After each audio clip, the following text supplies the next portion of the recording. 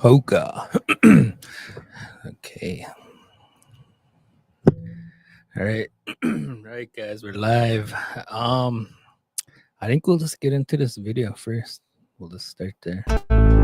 Cobra strikes again. Colby Stanley leading by a half a length. My name is Colby Stanley. They call me the Cobra. And I'm a professional chuck wagon driver. Well, it was a nickname given to me by an outrider and a fellow friend, Buddy Gran. I think they called me the Cobra because I slither around the barrels so quick.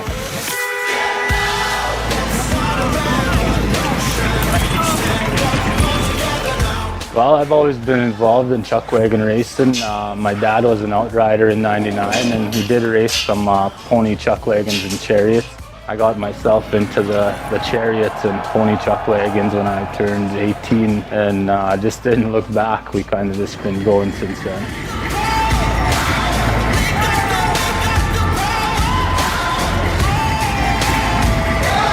Well, chuck wagon racing is more of a lifestyle than a sport, I'd say. Something that it's just in our blood. And if it's not in your blood, it's definitely something that gets engraved in you. It's going to be the Cobra with all the venom. He fights tonight. Yeah. All right, let's do this. Okay. Good afternoon, Onion Lake, Treaty 6. Welcome back to another episode of our OLCN 7th Generation podcast. I do have a special guest here with me today, and he's going to share his story with us to the community. And his name is Stanley. And he brought his dad here with him, Colby the Cobra Stanley. And we're going to talk a little bit about equine racing, CPCA, outriding, rubber tire wagon racing, and pony wrestling, and all that kind of fun stuff. So with that, I just want to welcome Colby and his son. Thanks for being here today, guys. Maybe just for starters, how was the drive in and the weather and all that? Oh, it's cold. I think it's a little bit cold all over, but no, when you're coming to do something like this, you can bear the cold pretty easy. And we had a good drive up. My brother drove me up, and it's always nice to sit and visit with him. And I figured bringing my boy here today, you guys do a lot for the youth, and it's that's kind of what you guys are pushing. So I figured we get his side of things, and I enjoy bringing my boy with me whenever I can. I figured if he's going to do something like this one day, he better get ready for it now. That way he's prepared when the time comes. Yeah. Stetson, any opening comments for you? What did you think of the weather this morning? Is it you're used to it? Is this mic on? It is, yeah. This way, it doesn't sound like No, it it doesn't sound like it at all. Okay. Try that. It wasn't bad on our ride up. All right. So the weather like this for you, Stetson, you're probably used to it. Like you gotta feed you have what kind of animals you got? You're We raising? got 17 chickens, 3 rabbits, and cats. A lot of wild cats. So you have to help your dad feed them. Yeah. Oh, I don't feed him. That's his me. job. Oh, He really? wanted to be a chicken farmer, and I told him I wanted no part of it. And he ended up getting his grandpa to help him out. And his grandpa gave him an old shed that he had at his place, and he turned it into a chicken coop and bought himself a dog run that the chickens can go out in. And he's been doing really good. I'm actually really proud of him. He's been taking care of them, and we're eating eggs steady. So Nice, right on. So you feed them every day, or Yeah, I have to water them about once a day now that the water's starting to freeze. Yeah. Did you feed them yet today? No, When they you- still had a whole tub. Oh, when I yeah. went he out. goes out in the morning and checks them, though. He goes and collects eggs every morning and does his rounds for his animals. And Before school. yeah, no, I think it's important. You give the kids a responsibility at a young age, and then that just follows them in life, right? It just teaches them a lot of things about life, I think. Yeah. Yeah, no, for sure. I think like kids who have that privilege are really lucky. Not a lot of kids do.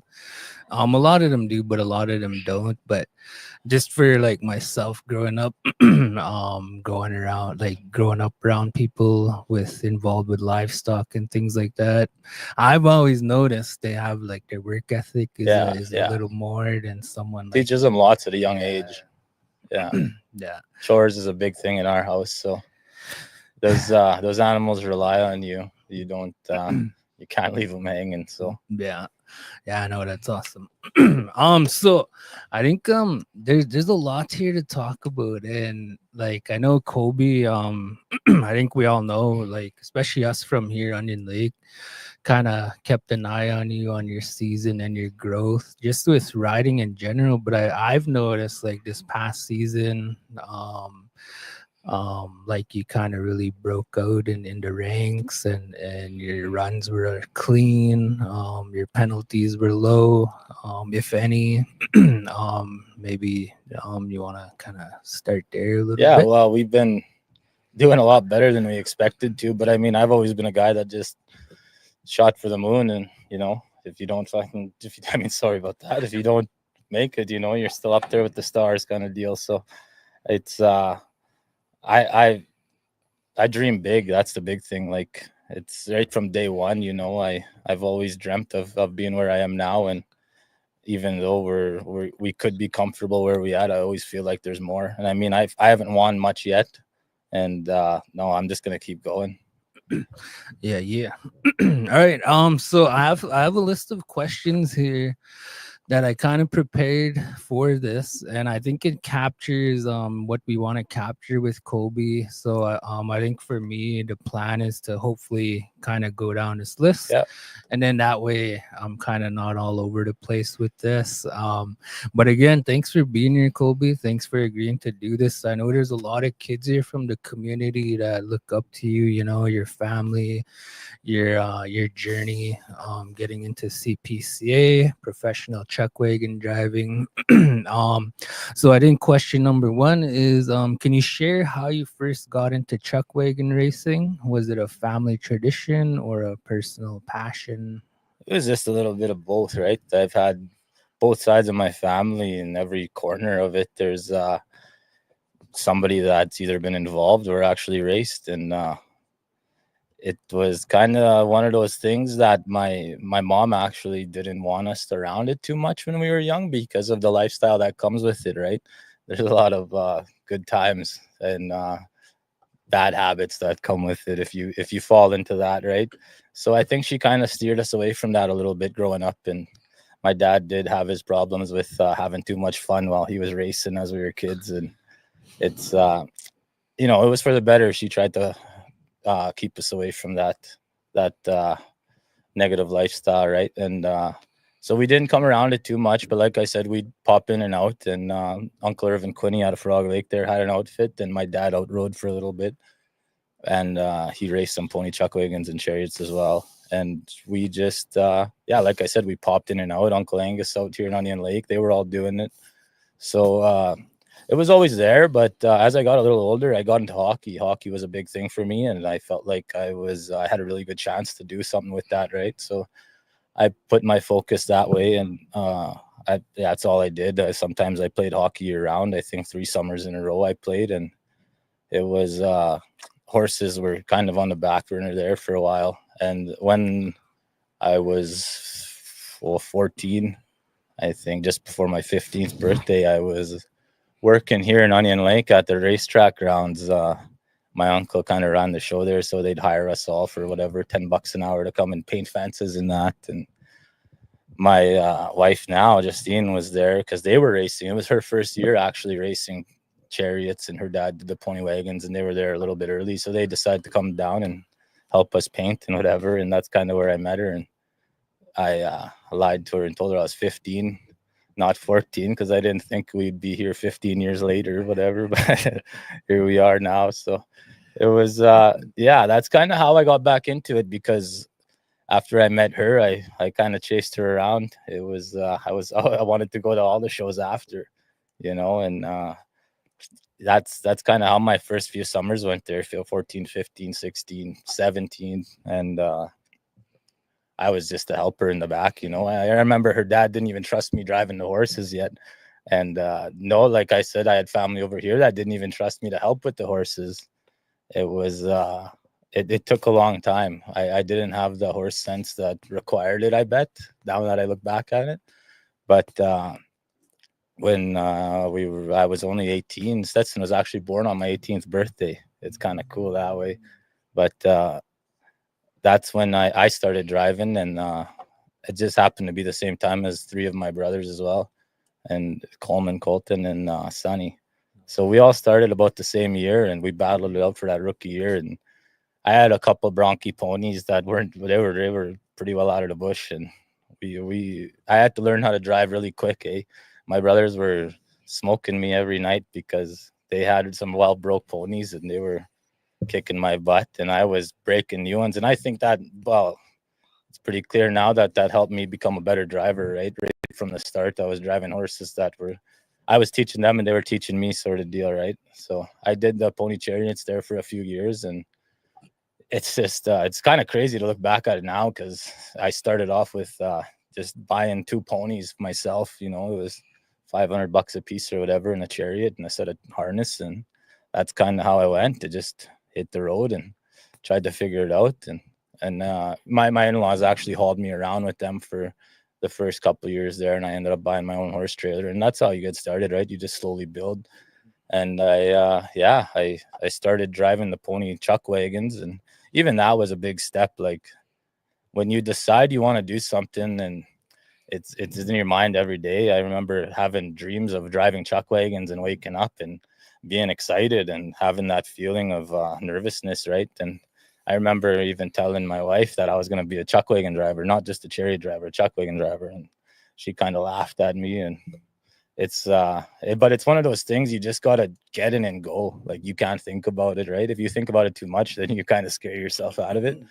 So no, it's kind of a funny story. Like, the first time I drove chuck wagon, because I kind of just threw 4 horses together. And I remember my father-in-law had his old set of harness from the 90s in his shed, but they were all taken apart in pieces. And I was going in the shed and piecing them all together and putting random harness together, trying to make a set of harness, right? Because it's not cheap. I mean, you're running anywhere from $2,500 to $3,500 for a set of harness. And I remember my first chuck wagon was actually a yard ornament in front of my dad's house. He bought it just for looks, right in front of the house, and it was kind of just the frame and the pole. So I took that, and it was old and heavy, and it wasn't the safest. And my father-in-law had a aluminum box at his place, so I went and I got that off of him, and he helped me build the chuck wagon. And that's kind of how we went. And we went to the track the first day, and I remember my late uncle Kirby was there. He come because I told him I was going to drive 4, and nobody would get in the box with me.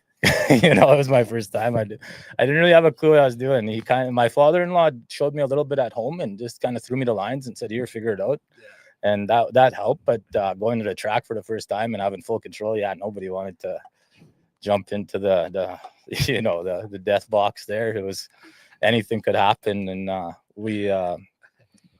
my uncle Kirby ended up jumping in with me. He agreed to it, and we were coming into the barrels there, and he asked me, "How many times have you drove now?" And I said, "Well, this is my first time, you know." So he he grabbed the seat a little tighter and hung on, and he talked me through it. And I ended up driving the pony wagons for, I don't know, a couple of years there. And the year of COVID, that was the last year. I was actually supposed to outride that year. I really always wanted to be an outrider, but I was an awkward rider. I couldn't just ride horses like the way my brothers could. My brothers are kind of natural at it. I was awkward. Like, I looked funny on a horse. I couldn't figure it out growing up. And it was one of those things I've always wanted to do. You know, you're around it as a kid and you look up to them guys. And I remember always wanting to be an outrider as a kid. So when I had the opportunity, I went for it. And something happened. Me and Justine had a disagreement about it. And I was really getting into it, actually. I was jumping horses, 4 or 5 horses a day, riding horses. And yeah, we decided to go back to the ponies. So I went and bought 3 ponies and just went racing. Like I broke that outfit in 2 weeks and started pony racing again that COVID year. But we lost my uncle that COVID year. They actually had a res tour. They went around and did fun runs and reserves all over here in the local area. And we lost my uncle to an aneurysm in September 2020. And it was just a few days after his last race. Like it was pretty emotional. It was a tough time for sure. I mean, everybody knew him around Meadow Lake. He was so well known, and then he was from around here too. So he left a big impact on all of us. But he was sort of traveling around with DJ King there for a while, right, on his last year there, and he was making some big moves. I mean, he was starting to really drive, and he was starting to turn heads for sure. And after we lost him, we ended up losing my grandpa Jerry, and this was a couple months after or so, and we were sitting at the funeral there, and Curtis, my uncle Kirby's son, kind of turned and looked at me and asked me, like, what are we gonna do, right? We didn't want to give up this lifestyle or this dream that my uncle Kirby had, because we seen my uncle Kirby, he put everything he could into it, and even though he didn't have it all figured out, he made it work. That was the best part. Like, he struggled and he made it happen just because he loved it, right? So Curtis did ask me there, what do we do? Like, we have everything here, right? So I told him, like, man, if you want to do this, let's do this. I'll drive. I had driving experience, he didn't, but he had the smarts behind it, right? He was with his dad for the last how many years, and I knew nothing about the thoroughbreds. I was a little bit intimidated by them and whatnot, and it was still one of those things where I could never see myself even driving, you know what I mean? The ponies, fine, but even to drive thoroughbreds was a whole different story. And yeah, I kind of just looked at him and something hit me that said, let's do it. Like, let's see what we can make of this, right? And we you want to check that? You want to open that? Yeah. No, this always happens. That's all right. Yo, hey, yeah, I'm busy right now, bro. Okay. Yeah, in a bit. Okay. 1 hour. 1 hour? Yeah. All right. Hey. You think it's good enough?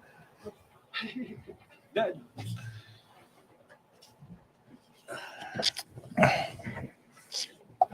All right. Later, bro. Stay warm. Good press. Thanks, man. Yeah. Thank you. Sorry, guys. No worries. Where was I? Yeah, no, we kind of decided to take a shot at it, right? And Curtis, he's pretty well my brother. He believed in me, and I believed in him. And we called his mom about it, and we told her that this is something that we wanted to do. We wanted to do it in honor of Uncle Kirby, right? We thought maybe let's take a year at it, and if we do it for Uncle Kirby and we make it around the track for a year, then sure, that's gonna be the best feeling ever, right?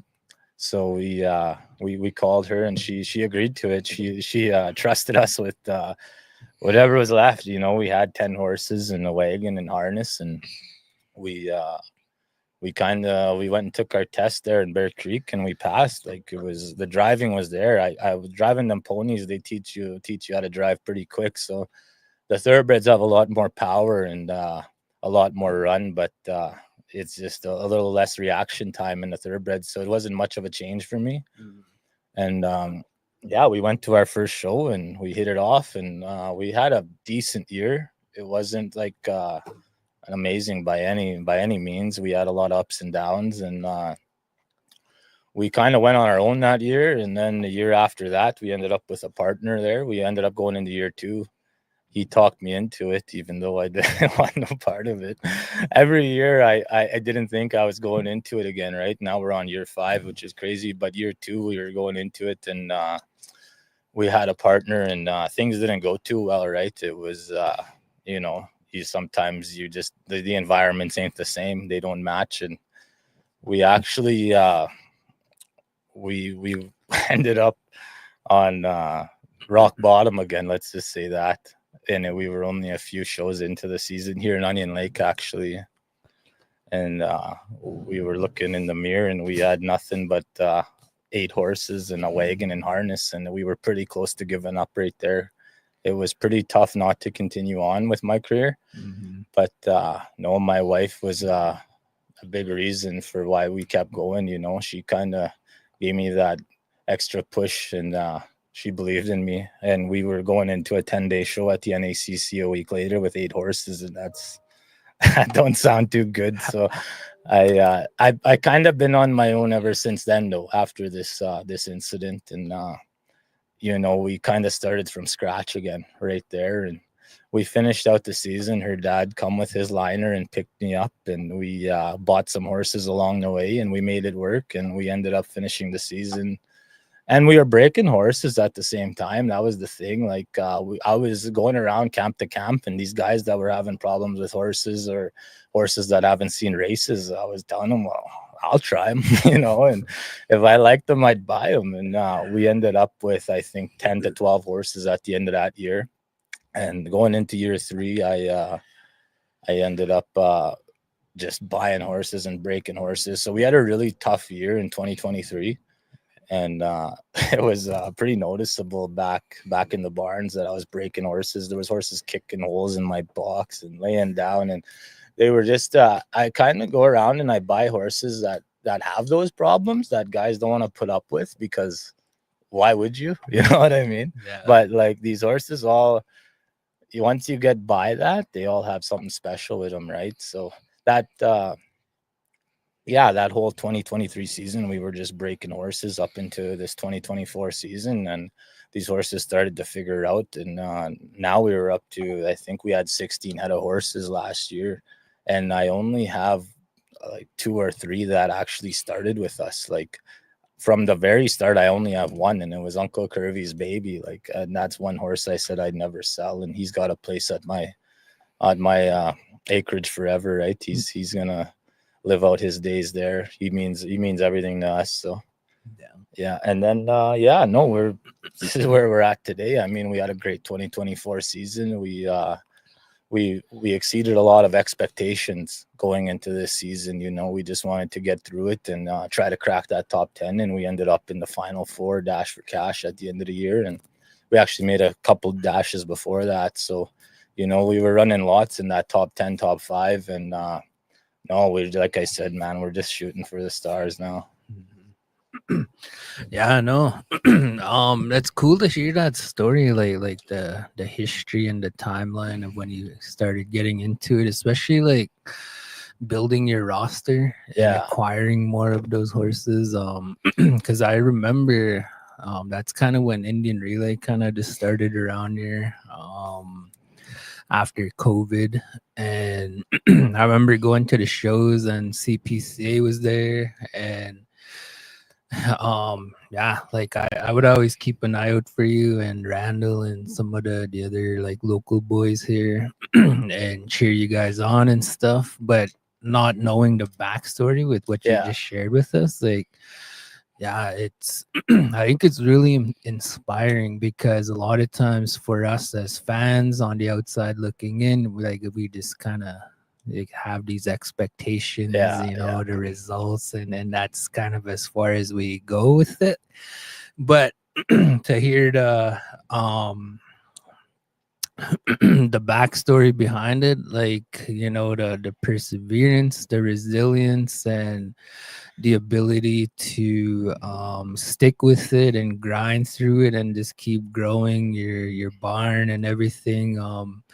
Like, I think that's really cool, especially for people that want to get into this, even like the youth, the younger people, because I know a lot of times it's something we dream of when we're watching, you know, like, yeah, I want to do that, you know, or how do they do that? And I kind of had the same thoughts, you know. It was just like like I said, I never ever thought I'd be here, and it was always kind of a dream, right? It's all when it becomes a reality, it's great. But I mean, you don't think about the journey, right? It's been a journey, like right from day one. I mean, you can ask anybody, any of my family or friends, if 6-7 years ago they'd see me here today, and none of them would tell you that, right? Yeah, no. And like you said, like I remember this past season, like I remember seeing your name up in the standings like all season long. And and like I said, like to hear the backstory and the growth, to be able to see it, the evolution.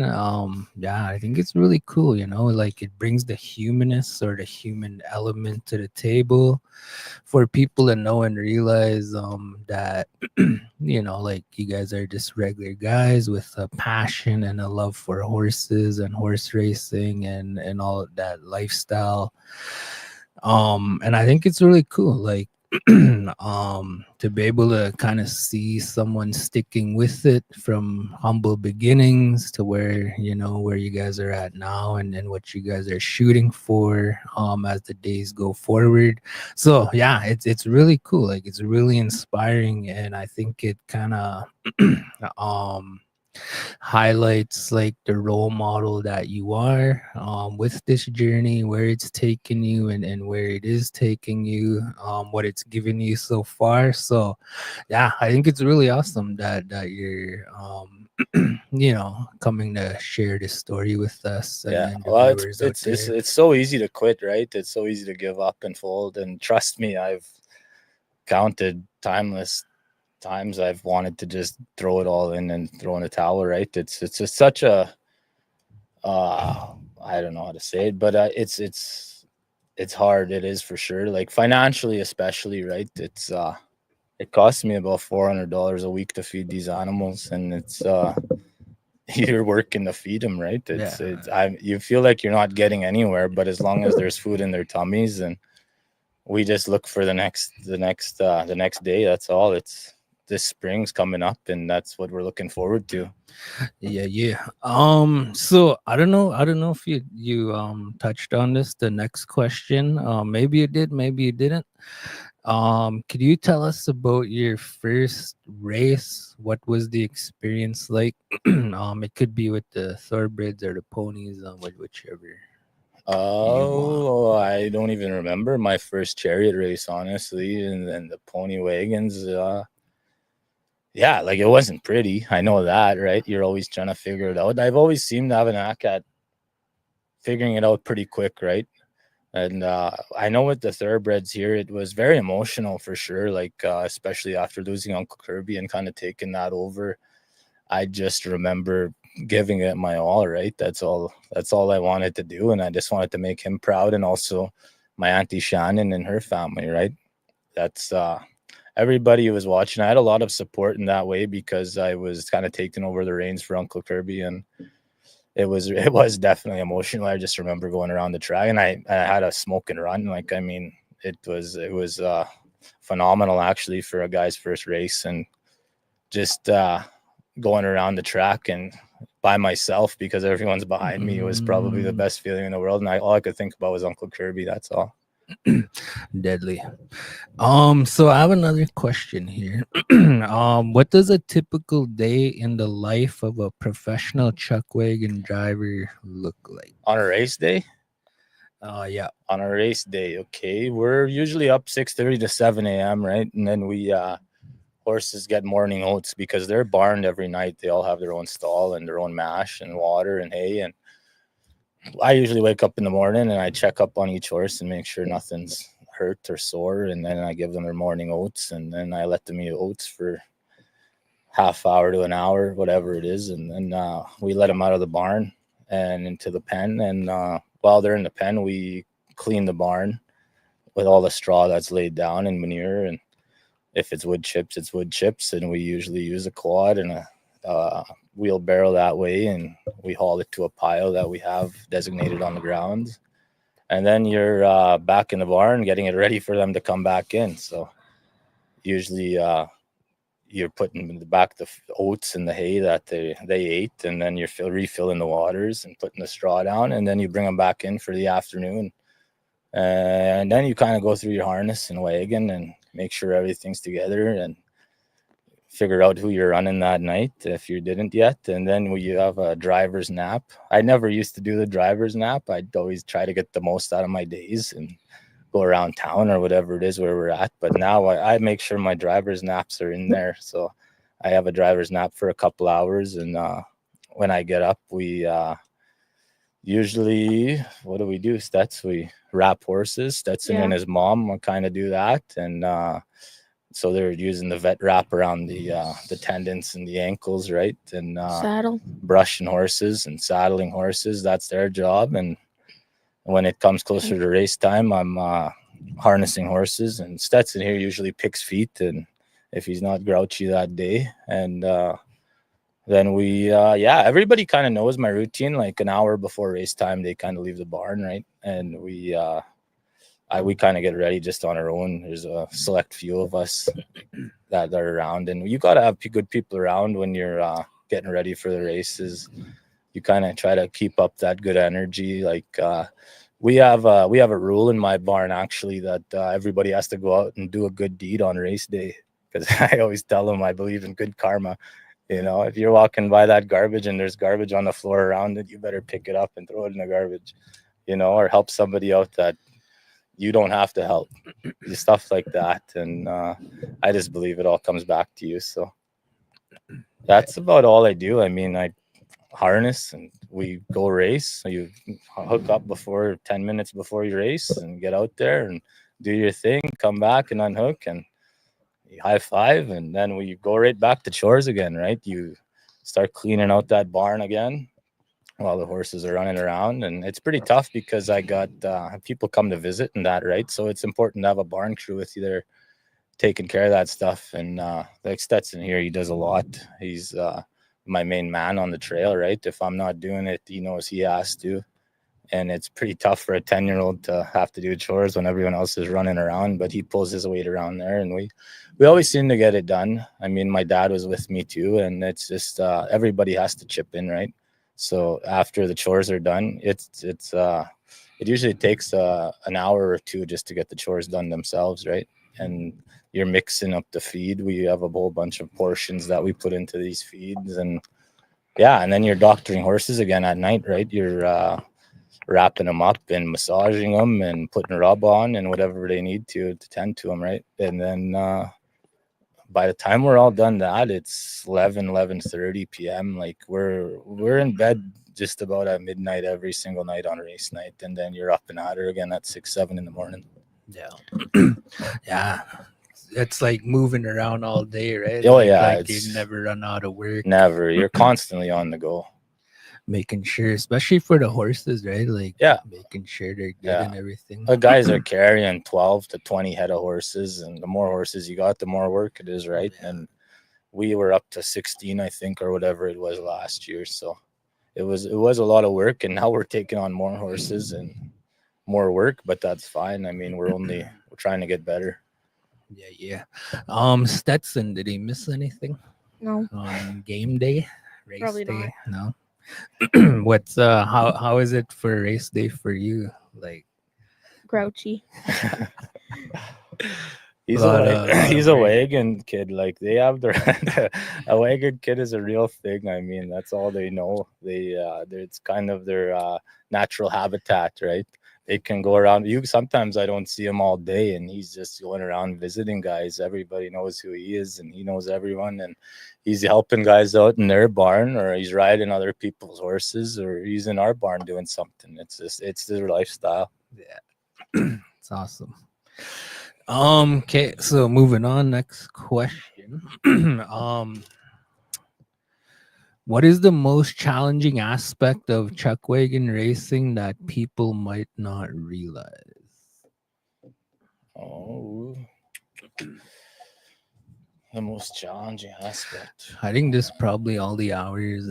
Just the time and energy you put into it, and it's not something you can just do from June to August, right? It's something that, yesterday it was minus 40 or whatever it was, and me and Stetson were outside still feeding oats and checking on horses because we just got home from the weekend in PA, right?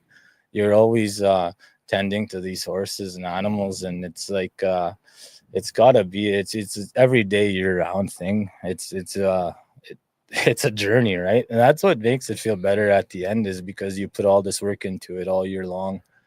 So that'd be it for sure. Deadly.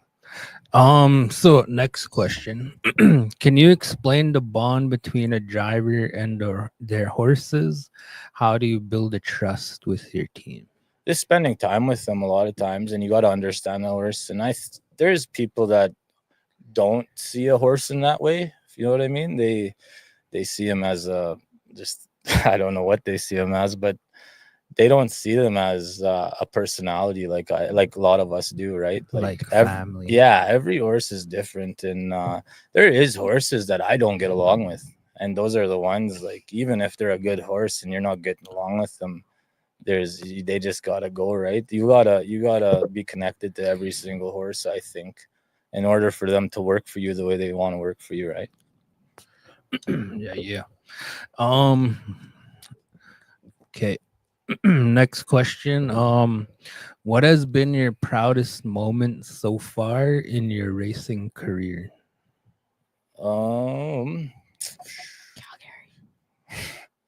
Yeah, it's definitely has to be the Calgary Stampede invite as a demo driver. I mean, that's another thing that I never thought would be possible in my life. I've never even been there. I've never even seen the show firsthand. So even to be invited there, I'd call you crazy if you were telling me this is where I was going to be 5 years ago. Deadly. What about you, Stetson? What's been your proudest moment so far?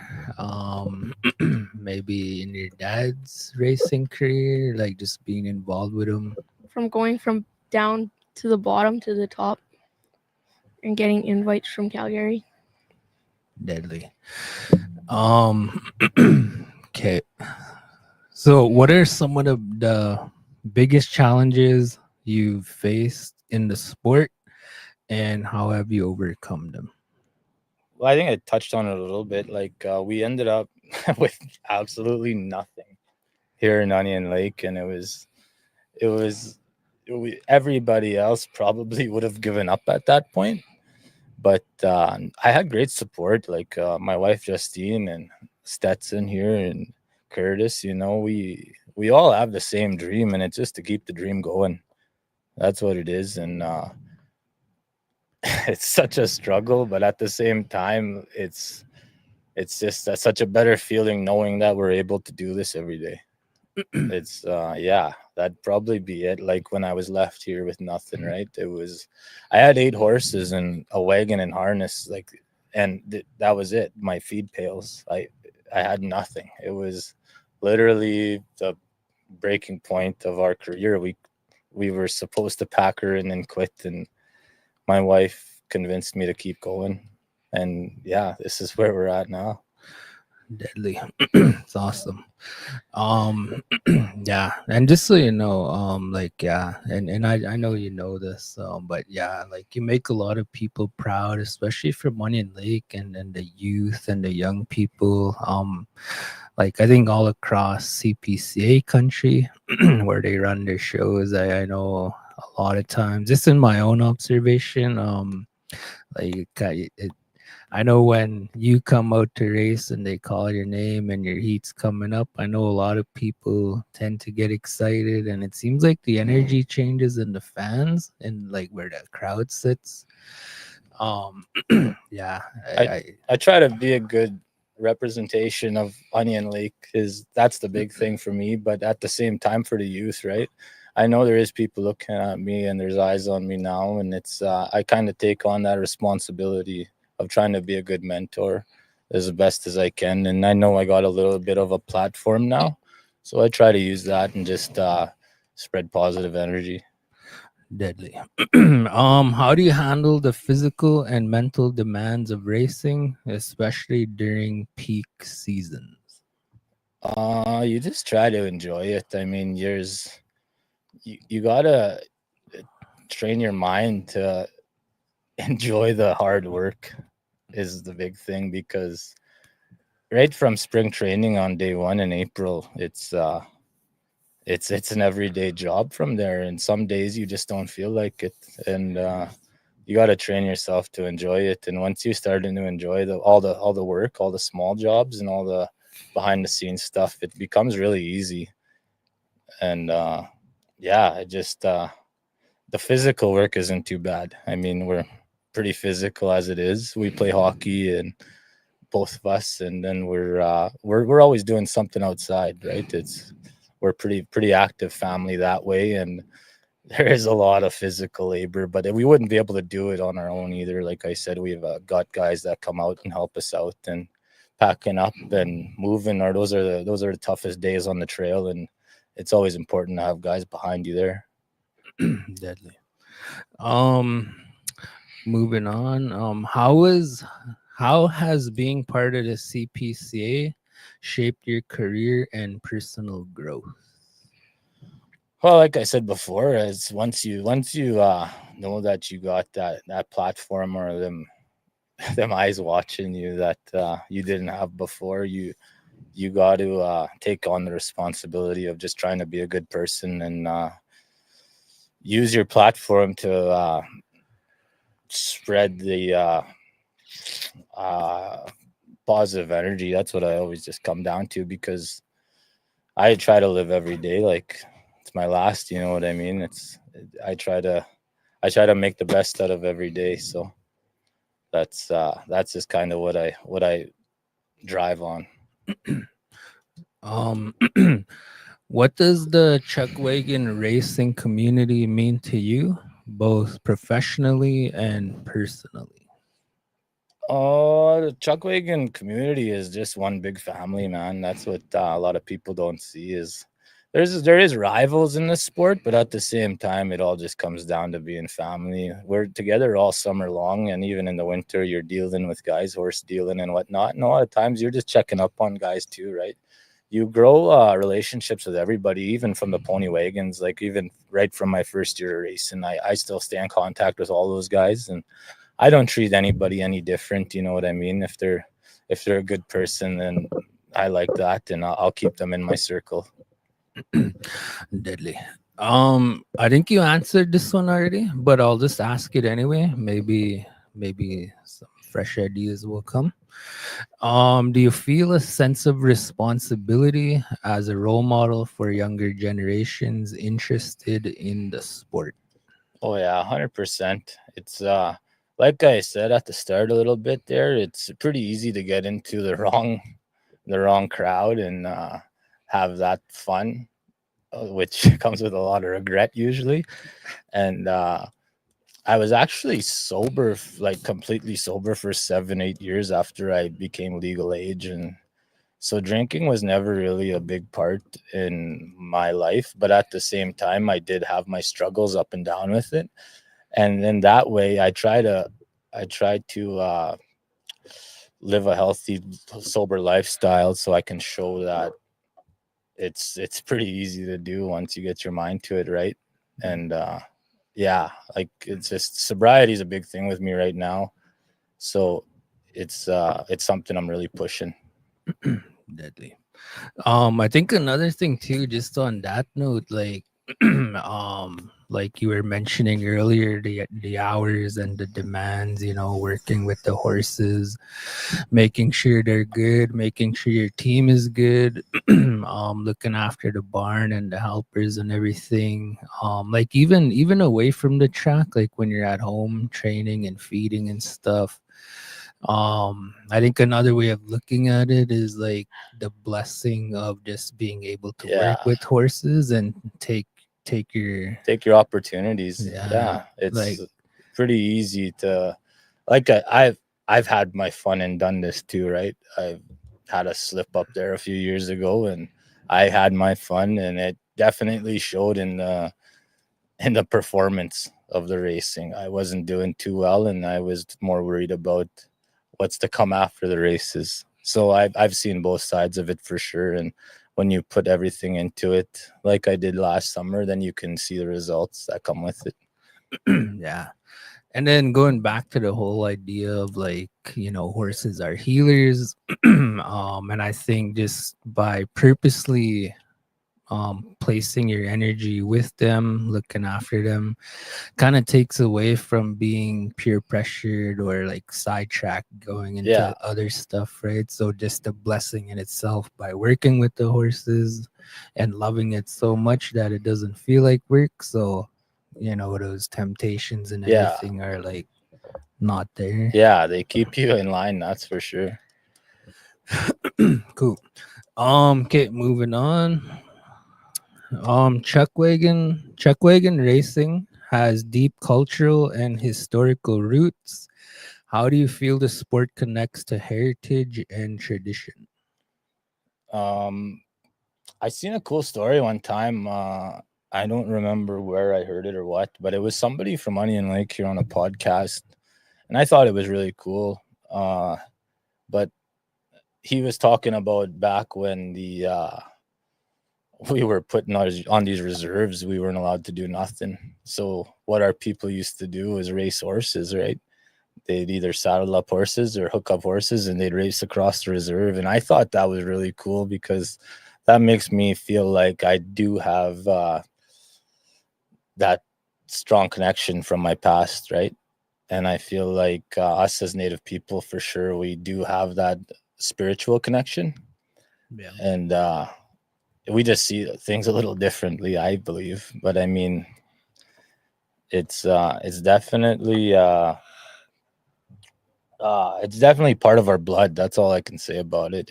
It's part of us, and even if you don't know it, it's there. Yeah. Cool. Yeah, that's awesome. I kind of wasn't expecting, or I didn't know kind of how you were gonna answer that. But now that you mention it, like I think it's pretty cool that you made those connections, on the spiritual side of things. And historically, like when you go years and years back, like the horse has been with us for a long time. So maintaining that connection and that relationship, especially with what you're doing nowadays, like racing and working with them. Yeah, I never really thought of it that way, but yeah, that's cool that you can feel that connection. Yeah. And there is people that agree with me on that, and there's lots that won't say the horses are for the Spanish. I've heard that, But I mean, I think we took. I don't remember what I was gonna say there. We took. Yeah, I think there was like there is history, but even I don't know the history. But at one time, like I heard that too. Like it came from other countries and Yeah. stuff. But then there's other stories and versions where you hear that like they've been here. Yeah, who knows? Who knows? Right? I just know we got a good connection. Yeah. Yeah. Okay. So moving on. What would you say to someone who is unfamiliar with chuck wagon racing to encourage them to check it out? You gotta come and see how much the horses like it, not just us. You gotta see the life that they live, because a lot of these people don't understand that if it wasn't for chuck wagon racing, the life expectancy for these animals would be really, really short. They're racing on the racetrack when they're 2, 3, 4 years old. And if they don't make a racehorse and they're not making money, then where do you think they're going? You know what I mean? They have plants for that. Take care of them. And people eat horses, if you didn't know that.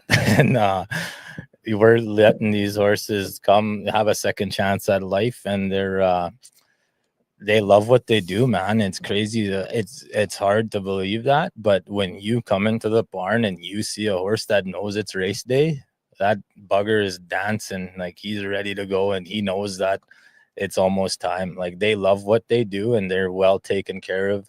And if you could see behind the scenes of what we're actually doing with them, it's just it's such a privilege to be able to give these horses that life.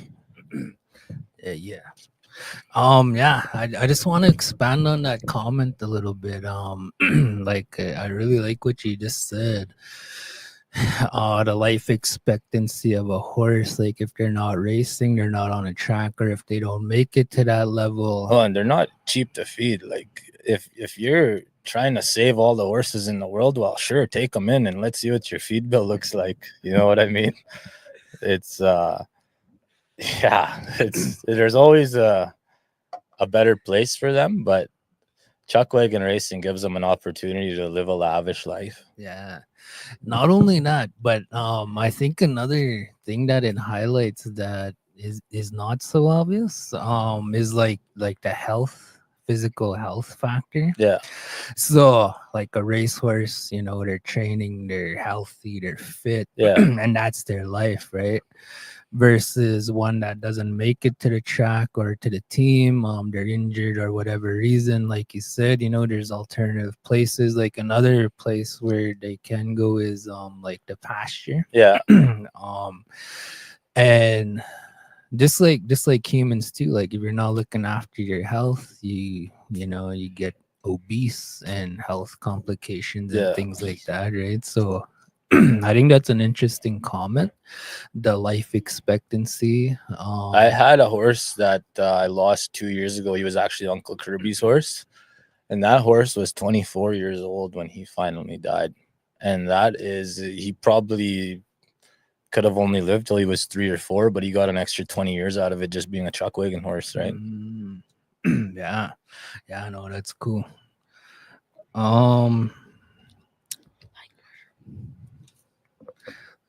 You can't tell secrets. We could only. Yeah.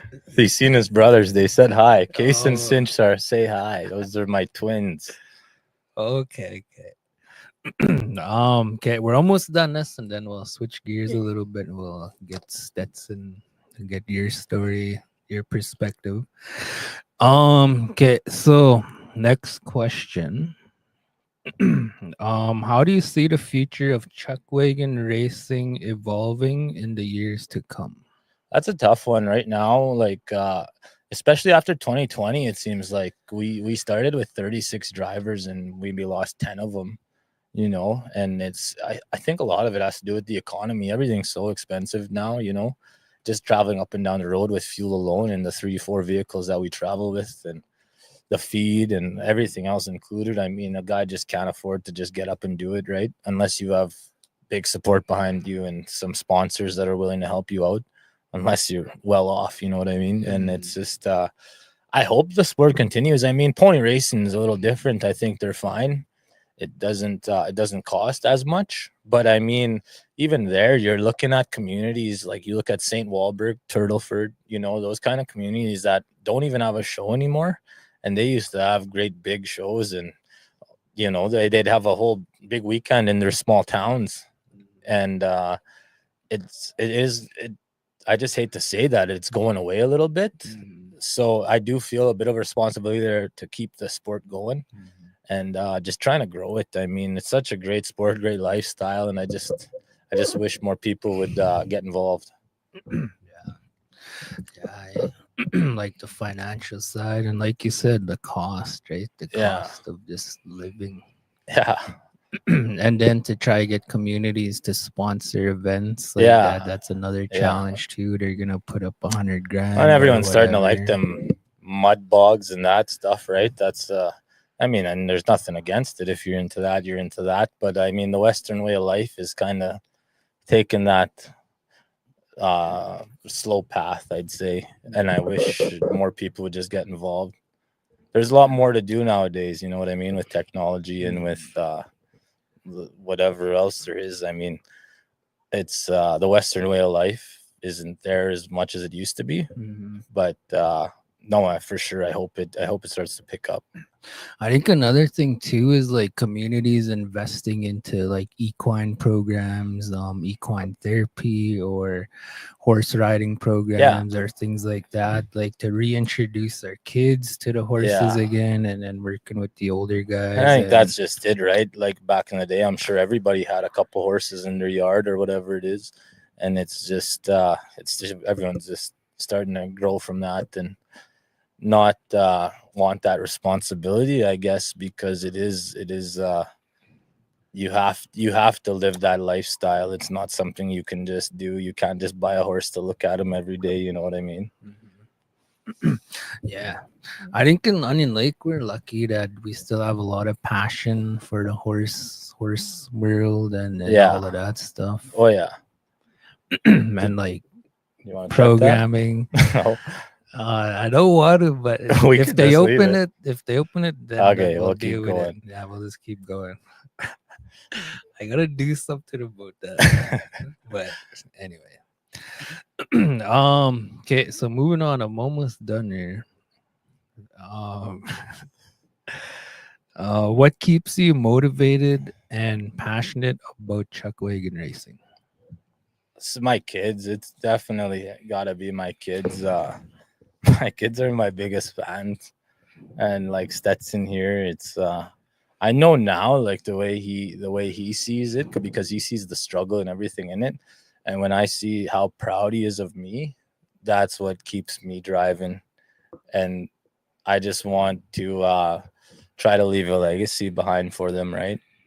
It's my kids are 3 years old and they talk about chuck wagon racing in the middle of winter.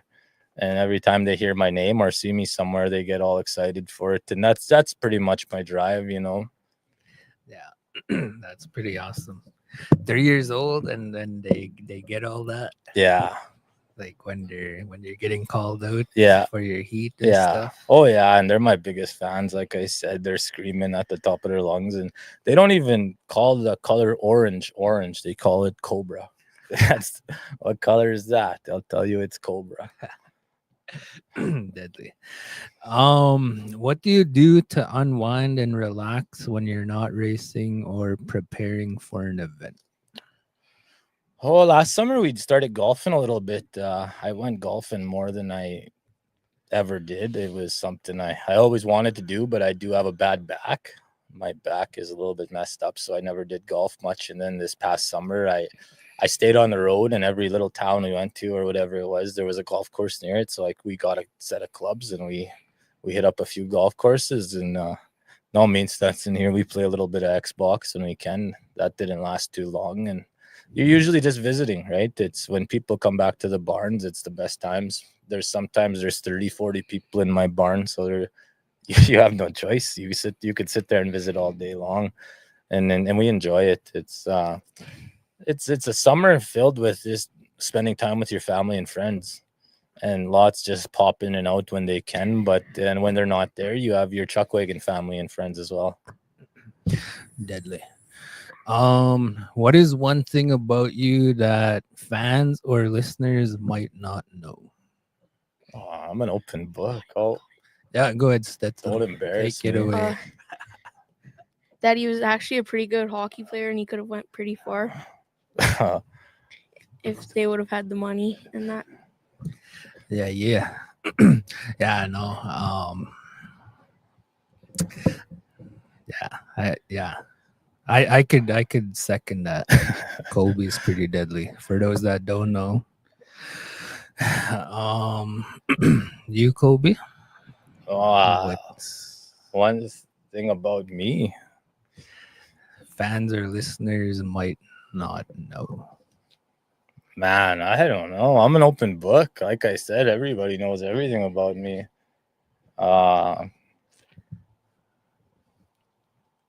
That's a tough one. Maybe we'll come back to that one. Yeah. Okay. Sounds good. Okay. Next. Yeah, I'm almost done here. I know I keep saying that, but that's I'm fine. legit almost done. Can you share any memorable fan interactions or moments that stood out to you? There's a couple I can't say on here, but it's the best. I mean, if you would, I never expected to ever be signing autographs and stuff like that, right? And it's kind of crazy to think about it, that kids actually come up to you and want you to sign something or stuff like that. And there's fans that we have that come back to the barns just to say hi and maybe get an autograph. And now they've been with us for a few years, right? They come back every single time.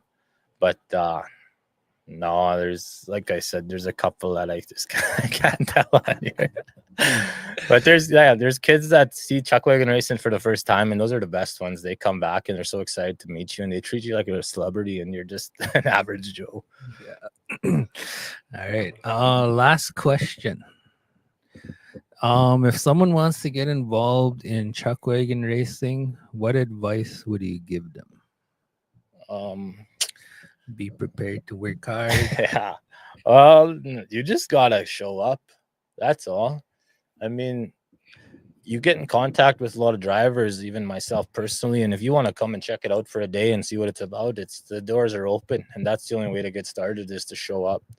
It's pretty easy to say you want to do this and that. I've met countless people that want to say they want to be an outrider, they want to be a barn hand, they want to do this, they want to do that, and it's such a commitment that you have to stick through it. I mean, it's once you get the bug, it's a year-round thing. You think about it constantly, and some guys just don't get it. I mean, it's just all on the person, right? But if you want to get involved, you just got to show up, come to spring training, come over to the house, come see what it's about, and see if that's something you're interested in. Yeah. All right. I want to show this. Dugan Pethick and Jaron Danilchuk. There you go. Heat number 7 is set Explain about and this when ready we're for done watching you. it. The orange and black of the Cobra, Colby Stanley. Originally from I Onion don't know Lake, how him to and his turn it family up, make so Meadow we Lake just have home. to He listen rolls to off that it. number 3 barrel. He was driving some pony wagons earlier this afternoon. Corey Wood lines him up on 2, and the 1 barrel is Brad McMahon. Silence on the set. Here we go. The horn is ready to roll. Heat number 4.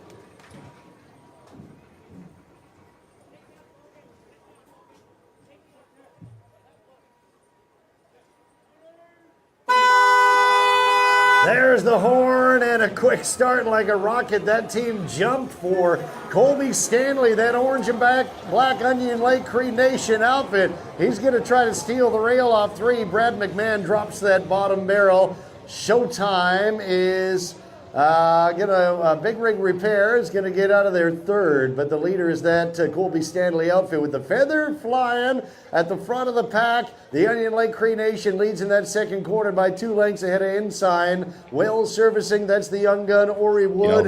Brad McMahon is the back end of that chuck wagon train down the Onion Lake backstretch as they all try to catch the Cobra. Strikes again with that venom. Onion Lake Cree Nation, Colby Stanley leading by 2.5 ahead of Ensign. Well servicing. The young gun Ori Wood's got a lot of speed, but he's running on a racetrack as they head into that 4th quarter, and Brad McMahon tries to track down the number 2 wagon on the track, and that of course Ori Wood as Showtime Big Rig Repair battles from 3rd spot of the wagon track down the home stretch. Here comes the Cobra. Colby Stanley in the Onion Lake Cree Nation is going to be first to the Kevin Walters fencing finish line by a length and a half ahead of Ensign. Well servicing Ori Wood. Showtime Big Rig Repair. Brad McMahon settles for 3rd. Yeah, it's got to be one of my just favorite not his night videos. tonight. Having Onion Lake Cree Nation on my tarp and right in Onion Lake at home here it's pretty special to me, that race.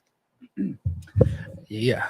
What about the horses? Did you have a story on the horses? On Them horses there, they all kind of got a funny story. They're I have my lead team there cost me $900 between the 2 of them, and if you're paying $900 for horses, you're either gonna get something really good or you're not gonna get nothing at all. And that right leader actually had a bad knee from racing on the track, and then he went to the relay, which is also having to carry a rider on his back. So he had a bad knee, and it was either chuck wagon racing or the other way.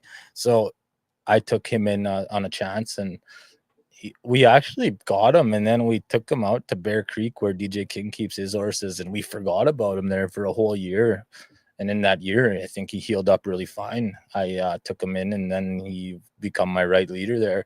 That left leader was actually out in James Smith. My buddy there was starting relay, and he was a nutcase, that horse. Like, I couldn't get him in the barn. You still can't pick up his feet to even trim him. He's got all kinds of problems there. Like, he's a horse that requires a lot of patience. And most guys just wouldn't put up with that. So I actually got them for, $400 or whatever it was. And they became my lead team. And as you can see there, like, they're working like a dream. It's 2 horses that I took chances on. And I just happened to get really lucky with them. My right wheeler on that video actually got barred off the track. He was barred because he was just a lunatic. He was trying to kill everybody, and he was kicking and everything in the book. And Ray Crotto actually got him out in Rapid View there, and same thing. He was having problems with him all spring, and he's a big, beautiful horse. His name's Purim King, and he's got to be my barn favorite. And when I brought him home and hooked him, he was kicking over my head like like a lunatic, like I said. And he actually kicked holes into my wagon box. So he was one of those horses where you're playing Russian roulette. You don't know if you're going to get hurt that day or not. But we figured him out, and we took our time, and like, it wasn't pretty. I mean, there was a few races where I would just be getting ready to go, and he would lay down and he would throw a wreck. And like, those kind of horses, guys will give up on pretty easy. But this horse was special because when you got him to run, he could run, and he could run all day long. Like, he's the fastest horse I own. And it's so funny because you hear a horse like that, and then if you went to look at him for the first time, you'd be intimidated of him, right? But when you get to know the horse, he's just a big baby. Like, he likes cuddles, and he likes you hugging up on him and brushing him. And I can trust my boy to go in there with him and do all this stuff. But once you get him ready to race, he just gets so excited that he tries to throw a complete wreck, right? And the other guy on that outfit actually too was, I call him a reject because nobody wanted him. He was bouncing around a little bit from barn to barn, and he's not the prettiest horse. He's looks like a big fat quarter horse, like and he had a really triggering personality to him, like so I don't know if he was abused at one time or what, but like, didn't trust men at all. And some horses will do that. They'll trust a man, they won't trust a woman, or they'll trust a woman, they won't trust a man. So this first and it was kind of funny because my buddy Logan Gorst actually helped me out with a sponsor one weekend. And I told him, well, in return, I'll buy a horse off you. I said, so this is my budget. And he said, well, okay, well, here's 2 horses. You can take your pick. So I told my wife about it, and we were kind of parked beside him that weekend. And she kept saying this horse wouldn't stop looking at her. He's looking at me. He's looking at me. He wants to come home with us. That's the only reason I bought that horse, is because he kept looking at my wife. So we brought him home, and yeah, same thing. Like, this horse has hurt me actually at home a few times. Like, he'll just snap and throw a wreck, eh? And it's just because he's scared. And as soon as we got to know him, we got him calmed down a little bit. Now he's a lot more gentle now, but at the same time, he still has that distinctive personality where he's just throwing a wreck whenever he wants to, right? But we took our time with him, and now he's like the most important horse in our barn. Like, when we need a big run, he's on for sure. Like, yeah. Really? That's a pretty cool story. Yeah, no, I like that. I think a lot could be said about that. Yeah. And I think that's really awesome that you guys were able to do that and discover that out of him and spend that time with him. My whole barn's actually a lot of people even agree with me. My barn's a barn full of rejects. There's a lot of money when it comes to this game. Like, guys buy horses for $30,000-$40,000, and that's no word of a lie. Like $50,000 I've heard of a $75,000 buy one time, right? But I don't have a single horse in my barn that I paid over $5,000 for. That's kind of my limit. And so I've paid anywhere from $400 to $5,000, and I have 18 head of horses there. And pretty well every one of them is a reject from somebody else's barn. I've never bought a horse off the racetrack, and I'm probably one of the only drivers that hasn't. That's where you're supposed to go shopping, is the racetrack, and you go get a load of horses and bring them back, and then you break them yourself and then go from there. But I don't know, man. I've just always believed in giving horses a second chance, because a lot of times if they don't work for somebody, they're going to work for somebody else. Right. So that's just what I believe. Deadly. That's awesome. Yeah, so that's kind of my list of questions that I got for you, Colbs. You want to switch it up a little bit? Yeah, don't matter. Let's we'll show this video of Stetson racing this past summer.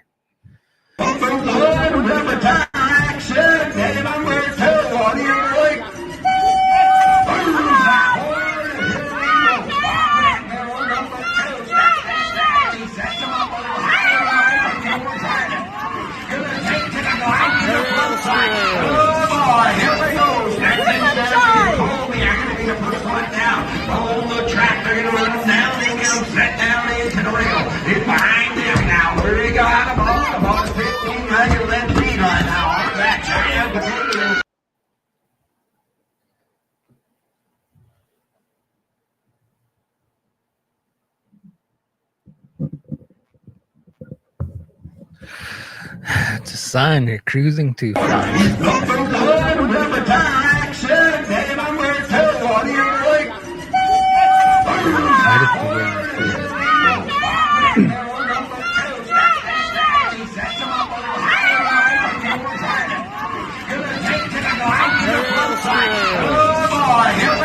Try to figure out Colby, I'm going to be the first one down. On the track, they're going to run them down. They get them set down into the rail. It's behind them now. Where they got the ball? The ball is 15 right left feet right now. On that giant. fire as it goes. Yeah, that's the whole video, I think. Yeah, so Stetson, you wanna introduce yourself and your age for the viewers out there? Yeah. I'm Colby's son, Stetson. I'm 11 years old, and that was my second race ever. You want to tell us how you got, or you grew up around horses? Yeah.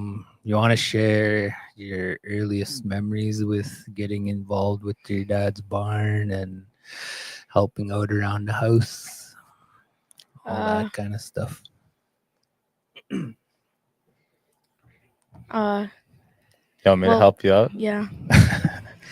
Probably right from when he started walking. Yeah, Stetson's been at the races since he was born. He's pretty advanced for his age. I mean, I put him in a lot of situations that most parents wouldn't. He was. Do you remember when you were about 3 years old and I put you on that little bucking horse? Yeah. Yeah. So you can buy the toy vest and chaps and that.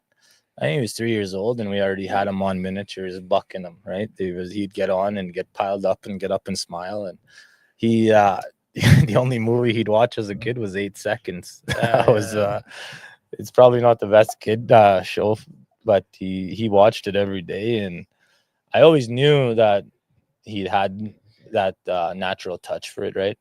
So, yeah, he was in the wild pony races and whatnot from 4, 5, 6, 7, 8, and even just having my in-laws there driving ponies all the time. He got his chance at driving horses when he was 6, 7 years old. He was already driving horses. So I used to get into trouble a little bit because I'd be putting him on horses that weren't really broke, and I'd put him in situations. There was a time I'll always remember as a parent with my son involved in this.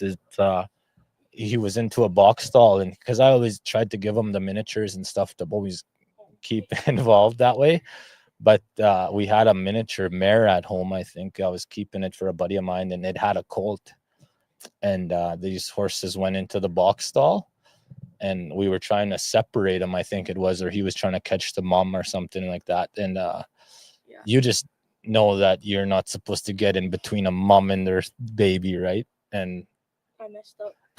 as a parent, I watched him walk into this box stall with these two horses, and I knew what was going to happen because this horse kept turning her butt towards him, and this thing wants to kick him. Like, I knew it, and I didn't say nothing though.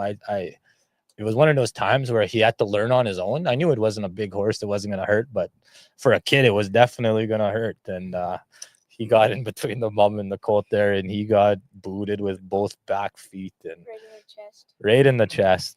Like, and he's a big boy. I knew he could handle it. So it was, I didn't even say nothing to him. He got booted in the chest, and he come walking out crying. And all I asked him was, "Did you learn your lesson?" He said, "Yeah." So it's always going to be a memory for me. And from there, he's never done it again. Sometimes they just got to learn on their own. I could have easily told him to stay out of there or what to do, and I didn't, because I felt like it was one of those things he had to learn on his own. Deadly. Do you remember that, Stetson? Yeah. Yeah. What happened? Well, I just walked in. I didn't know what was happening, and turned around and double barreled me, and I came out, and I was mad at him. Yeah. But like I said, it's he from that moment on, now he knows when a horse is gonna kick him. You know what I mean? He knows when to be prepared for it, or he knows which places he can go and can't go around the horse. Question for Stetson. Just in your own memory, what what are some of your best memories of your dad racing? Could be last year or just whenever, like, made you the proudest. Yeah, Lloyd Minster last year. It was our second last day, and we still didn't know if we were making the dash or not. And I was at the outriding gate because I walk horses, and I was so nervous, wondering if Brad was gonna beat him there or if he was gonna get there. And yeah, and then he made it, and it was our first dash ever. Yeah. Deadly. And that was in Lloyd last year. That was the finals. The finals, yeah. Yeah. We ended up 4th overall in the season, and then we ended up 2nd in the big Canadian Dash. Yeah, I know. And that's kind of what I was referring to. Like this past season, I've noticed, just from keeping an eye on you, like you've been progressing and doing really well all A little season. faster than expected is what it is, because there's a lot of people that are in this sport and they've been in here a really long time, or they have the I don't know how to say it, but they have a better chance with their surroundings to succeed. And we just kind of made it happen from scratch. It's in 5 years, to be invited to Calgary as a demo driver, even in its own self, and to make that Final Four in the CPCA is actually pretty crazy. And it's kind of cool because then I have everyone rooting for me that way too. You know what I mean? I'm the underdog there, and people don't expect to see me there that quick. So it really helps and boosts my mentality to get better. Yeah. Question for you, Cole. Yeah, like just from kind of watching and like keeping an eye on you, and I've seen this with other drivers too who've kind of grown and elevated their performance to a certain level. And I've seen it with you this past year. And I think a big part of it is like minimizing mistakes, having a clean run, and all that kind of stuff. Could you share your thoughts? Yeah, that's the biggest part of the sport, is staying penalty free, but that comes right from day one of spring training. Like this last year, we still didn't really have our outfits figured out where we wanted them, and we thought we had it figured out, but those first 3 shows we had weren't very good. I mean, I don't even know if I was in the top 10 a whole lot. And I had the one horse I told you about that throws wrecks. Like, I couldn't use him for the first 2 shows just because he was too crazy. And when I did get him figured out, then we kind of got our outfits figured out. All of a sudden, it just kind of went boom, and we took off. I actually had an incident. I don't want to get on to it too much, but I had a driver tell me to go back to ponies and learn how to drive. Oh yeah. Yeah, and that just sparked something inside me, and it was kind of like, hey man, watch this. It was from there on. I don't think we had too many penalties, and we kind of just took off. Deadly, man. That's cool to know, because I could see that working in that way now that you mention it. Yeah, like I was really surprised with how clean your runs were, like towards the end of the season. It was like the year before, we were breaking all them horses still, right? It was I was putting horses into races that guys wouldn't even think about putting in the races. You got to make sure you know what your horse is going to do when you go out there. And I was literally just throwing them in the races, and what happens. Like I had a few wrecks, and we had a lot of mishaps, and there was penalties left and right. But I knew what I had in the horses. I knew that they could run. I knew that they had something special about each and every one of them. I just had to figure out how to put them together and give them the time to grow mentally and physically, because I bought a few horses that have grown 5-6 inches, and they've just been big difference makers now into the last season now. And I still have a really young barn. Like, I have a lot of horses that are under 10 years old, because after 10 you're most likely going to have a pretty seasoned horse, right? But under 10 years old, they're still young yet. And I have quite a bit of horses that are only 1-2 years into this thing, and they usually don't reach their peak till year 3-4. So I'm pretty excited for this summer. What about your name? How did that come about? I don't know, man. They got nicknames a lot of times for this wagon racing thing. And Buddy Gran has always been a pretty funny on social media, and that he's an outrider with the CPCA from Meadow Lake there. He's my good buddy. He's a few years older than I am. And I always kind of knew him. He'd raced the pony chariots as well. And I worked with his mom, so I know him really good. He was kind of just doing that on that res tour I was talking about back in 2020. And he'd make memes all the time of different drivers and just joking around with it here and there. And we had a fun run in Poundmaker. That was the first show I ever ran. And it was a meme he just brought up. It was, come watch Colby the Cobra slither around the barrels tonight. And he put a picture with my face and a leather jacket and a Cobra behind it. And it was a joke at the start, but sure enough, the announcer announced my name as the Cobra that night. And then everybody was kind of joke. I didn't ever think it was going to stick. You know, people would just jokingly call me the Cobra when I'd walk by. And then it was starting to stick a little more and more and more. And then I realized, okay, I'm not getting rid of this damn thing. I might as well run with it, right? So I ended up putting the Cobra right on the front of my box. And we changed our logo into the Cobra. We have a Cobra on it now. And I mean, there's kids at the races that call me Cobra Stanley. They don't call me Colby. That's for a lot of kids, that's not even my name. And my own kids will call me that now. And I mean, it's just a lot of people don't like nicknames either. And I mean, it just grew on me now, and I'm kind of stuck with it forever, I think. I think that's one of the coolest names out there, man. I remember, I think I was at that race in Little Pan. Yeah, Poundmaker. Poundmaker, yeah. I remember I was there on the relay side. And I remember they were introducing your heat, and that's how they introduced you. Yeah. And, yeah, but it was right from day one. So, I mean, it's not like it's something that was thrown into it. It was just, right from day one, they started calling me that, and they didn't stop. So I just started calling myself that, I guess. Yeah, it's a cool name. Even like the way you guys go around the barrels and stuff. Yeah. And thinking of a Cobra, you know. Yeah. Yeah. I like the way they say the flying feather. That's another cool one he brings up. I never noticed it until somebody brought it up with me. But yeah, a lot of times I'm on the track, he says the flying feather, you know, and that's I got a great big eagle feather that comes out of the back of my hat that was gifted to me by my father-in-law. And I've been using the same hat since I've started. I think about year 2. And that eagle feather's on there now with a beaded headband, and I don't think I'll ever change it. You know, it's just part of me. And as long as I have that on, I feel all right. Yeah.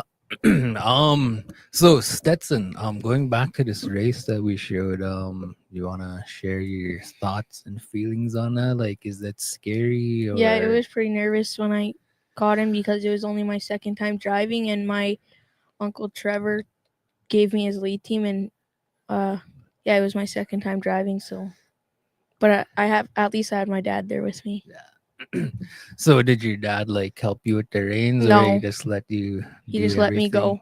I remember coming around the second corner and him having his phone out when we go on a shoulder check, him having his phone out beside my head so I couldn't turn around. Deadly.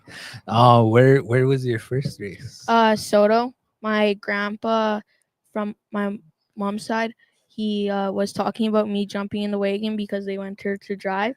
And then I stayed the night there, and my mom went home, and my dad came back with her the next day, and I just jumped in and went. How was that? That one? Yeah. That one was really scary. It was a clean run? Yeah. Yeah. He says he's scared, but honestly, you don't even see it. When you see him getting ready, he looks like every other driver that's 20 years older than him getting fired up, and he doesn't get nervous one bit. Like it's pretty unbelievable, actually. Yeah, yeah, I know. Like I do follow your page, Cole, and I know a lot of times you're going live or you'll show videos of this guy on horses or the rubber tire or anything Yeah. involving that. And yeah, from what I see from your videos with him, yeah, like I see that 100%. Like not scared, no fear. It's like he's in full control, Yeah. like really mature, knows what he's doing. But And he's still learning every day, right? Like it's something that there's a lot of times too where he won't want to do something because he doesn't trust himself or believe in himself or stuff like that. And I just got to talk him through it, right? I got to let him know that you're okay, you're going to be fine, and just kind of walk him through it. And that's kind of the way it was when we were driving in that rubber tire, too. Like, I didn't grab the lines once, right? I was just sitting behind him and talking him through it. And he listens. That's the good thing. But I mean, he never, ever does panic, right? What's your thoughts on all that? Yeah, I can usually hear him. So when it usually helps me when he's talking me through it and Yeah, being supportive beside me. yeah. Deadly. There's another video. I can't show it right now, but your dad sent it to me. When you're doing the pony wrestling, Yeah. was it? Wild horse race. Wild Wild horse pony race, race. wild- Yeah, that was actually that was one of their donkeys, and nobody could ever ride it, and I was the only one that could ever stick on it. Yeah. He wasn't always like he never did look natural at it to start, because we had some tough times when he was probably 4 or 5 years old, and we'd go out trail riding because I always bought an older horse, say in his 20s, 30. I always bought that old saddle horse for him to learn on, right? Mm. And there was a lot of times where he'd be bawling as a 4 or 5 year old. The horse wouldn't listen to him, and he'd call it a dumb horse and wouldn't want to ride it. And he just didn't understand, right, how to connect with the horse. And it took us a couple of years before he figured it out, like riding wise and everything, in just his horse sense, right? Yeah. But I put him in a lot of situations that would just be learning points for him. And he wouldn't get on the brokest horses, and he would get on the brokest horses. Like, he just got a little mix of everything. And even at times, mom was a little bit weary about what I was doing with him on the cowboy side of things. But there's only one way to learn, and that's just to get out and do it. I have a story to that. Yeah. One time, my grandpa has this miniature. He's still alive. He's at the house. His name's Charlie, and Grandpa threw me on it. And I told him I was ready to go outside of the pen and ride it by myself, but I wasn't. And I rode it behind the house, and he took off on me. I fell off, and then he ran back to the barn. Grandpa dragged me across the yard because I wouldn't get on. You always got to get back on. That's just the cowboy way. So Stetson, when you guys are touring during the summer, and like your dad mentioned, there's a lot of help needed around the barn. How does that look like from your perspective? Oh, I don't like it one bit. I'm always trying to sneak out of it, but I end up doing it anyways. He knows there's a responsibility there, and there's fun as well. So he gets about halfway through the season, we usually give him a break, and then we'll let him get away from the chores and whatnot for a while. But we always got to bring him back in and know that it's not all fun and games. There's a responsibility here as well. What's your thoughts on that? Yeah, I gotta get away from it. Sometimes I can't be. I'm always. I can't imagine grouchy. having the workload as a 10-year-old the way he did, 11-year-old, whatever it was, like. And because he also carries his own animals on the trail, right? We've carried the chickens, rabbits, chickens. We have the dog with us, and he carries his saddle horse. So there's always something going for him. Yeah. Yeah, I know that's really good. And I think it's really awesome that with the way your dad is raising you like that, it's hard to notice right now as a young guy, 10 years old, 11. But I think when you get older, in your 20s and 30s, you'll look back, and I think it'll be something you'll miss and appreciate that you were able to go through that at a young age. Yeah. So yeah, just keep grinding and keep sneaking away as much as you can, having fun and balancing all that. That's the big thing. I mean, a lot of our troubled people around here just don't have that relationship with their parents, I think, as a child, right? And I try to keep me and my son's relationship as close as we can. And just we got to shape the future for them, right? It's they're going to turn out to be who we want them to be, basically, because you're shaping who they are in the future, right? So I just want to try and send him in the right direction and make sure that he knows that anything's possible, because a lot of youth around here, I can guarantee you, ain't getting that message every day. And I mean, if you have one person believing in you, then that's all it takes, and you can believe in yourself, kind of thing, right? So I try to do that for him and make sure that he knows that anything's possible. Yeah. What about like siblings? Do you have to keep an eye on them too Yeah. and make sure they're helping out but being safe and all Yeah. that kind of stuff? Like my one little brother Cinch, he'll walk right into the pen in Wainwright, I think it was. My mom was in the camper and my dad was in the barn, and he was crawling under the fence into the pen with all the horses. And Yeah, so you gotta look after them too, right? Yeah. At the same time, looking after the horses and stuff. So you got twins I got twins, yeah. plus him. And then we have Jackson. Jackson's the 5-year-old, and it's people think I'm crazy when I talk about it, but we got a pretty mixed family here. With we got Stetson here, who's blonde hair and blue eyes, and then Jackson's 5, and he's darker than I am, with as chocolate as can be. And then I have a set of twins that are 3, and they'll be 4 on Valentine's Day. There are one looks just like Stetson here, that's Cinch, and then Case is dark like I am, so it's pretty crazy. All boys? Yeah, all boys. It's I don't know, man. My life's kind of weird in some ways.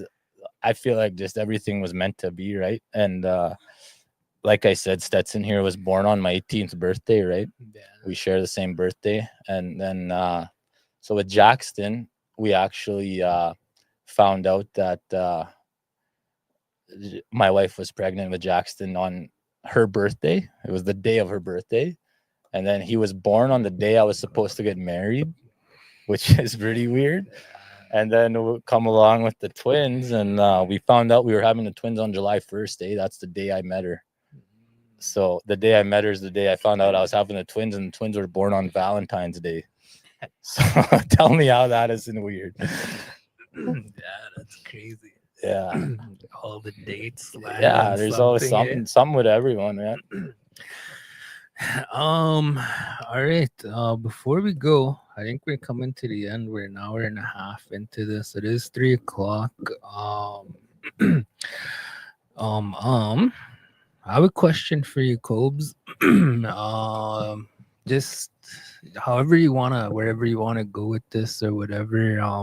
Do you have any thoughts around like mental health with doing all of this kind of stuff, or just yeah, wherever you want to go with that?